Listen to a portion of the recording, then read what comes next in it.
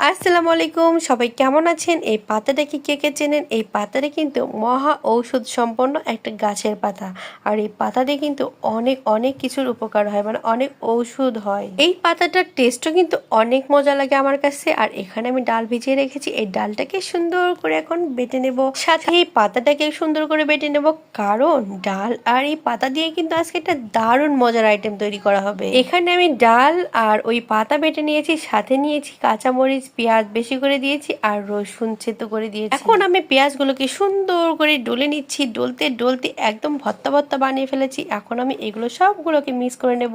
আরে হ্যাঁ, সব গুঁড়া মশলা কিন্তু দেওয়া হয়েছে, লবণটা দেওয়া হয়েছে স্বাদ মতো। যাদের আমার মতো গলা ভাঙা আছে কিংবা ঠান্ডার সমস্যা আছে তারা কিন্তু এভাবে বড়া ভেজে খেতে পারেন, তাহলে কিন্তু চরম লেভেলের উপকার পাবেন। ওষুধ খেয়ে যে উপকারটা আপনার হবে না, এভাবে বড়া ভাজি করে খেলে কিন্তু তার থেকে অনেক বেশি উপকার পাবেন, কারণ এটা গাছের তৈরি একটা ঔষধ।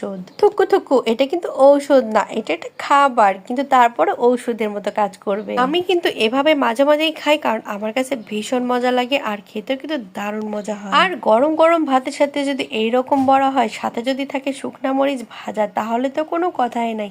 বেশ জমজমাট করে মজার মজা করে খাওয়া হয়ে যাবে।